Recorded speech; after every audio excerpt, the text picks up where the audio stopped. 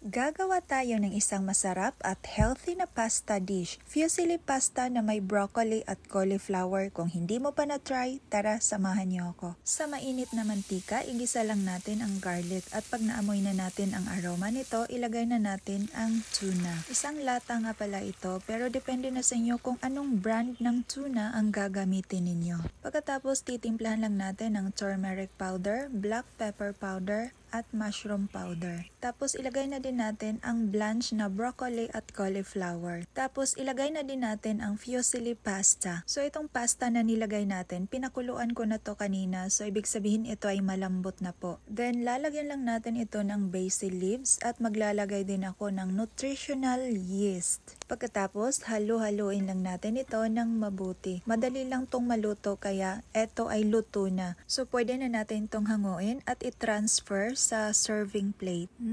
Grabe, sobrang bango, nakakagutom. So mag-garnish lang tayo ng parsley leaves at maglagay din tayo ng nutritional yeast. Pero optional lang po ito, pwede kayong mag-replace ng parmesan cheese. So depende na sa inyo kung ano yung itatoppings ninyo. Ito na nga yung finished product natin. Hopefully nagustuhan nyo ang recipe na to. Subukan nyo rin sa bahay at sabihin sa comments kung anong twist ang ginawa nyo. Huwag kalimutan, ibahagi sa iba para ma-enjoy din nila. Always cook with love.